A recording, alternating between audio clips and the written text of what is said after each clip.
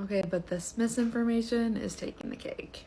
There's a study that was done not long ago where they took some people, 100 actors, they walked up to 100 people in a park, and they rehearsed doing the same thing every time. They reach in their pocket to get their phone, and they hand the person a cup of coffee, and then they reach in their pocket looking down and say, would you hold this to me for a second, to a full stranger? And they grab their phone, look at it, type it, and they take it back. They go, thank you so much. The same for everybody. But then they come back 30 minutes later with somebody with, and the only difference, by the way, is 50% of them have iced coffee, 50% of them have hot coffee. Now, a person comes by 30 minutes later with a clipboard, gives them $20 and said, if you'll give me literally a minute and a half of your time to read this 3-paragraph story and answer these 2 questions, this is yours. 98% of people take the $20 and do it. They read the story, same story for everybody.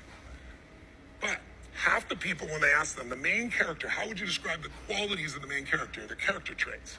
The ones that got iced coffee all say the person was cold and uncaring. 81% say that. Come on. The person got hot coffee, 80% or 1% difference say the person is warm and genuine. And the only difference is 30 minutes earlier, some... Okay, so it's like midnight. I was scrolling through TikTok before bed, and this just like stopped me because I was like, wow, that's so interesting.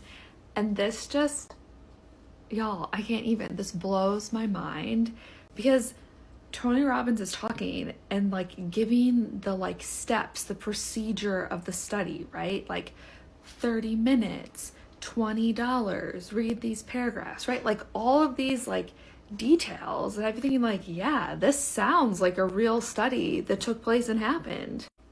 Now, no, this wasn't a study. That's not what took place. That's not what happened. If someone can find a study where that is actually what took place, please send it to me. I would love to see it because there are other studies that involve clipboards and hot coffee and iced coffee and reflecting on whether a person is warm or cold. But like this 100 people in a park, $20, 81%, 80%. No. Like that's not anywhere in these studies. In fact, if you go to Tony Robbins' website where he's talking about the same concept about like priming yourself, he references this 2008 study about hot coffee and iced coffee, the study I'm about to tell you about, and it literally sounds nothing like the one he just described. So like, what? There was a coffee study. It was done by people at Yale. Pause read if you want. It was done with undergraduates. They tended to be white and female, and the average age was 18 and a half. And the undergraduates who held the warm coffee tended to rate someone that they read about as being warmer.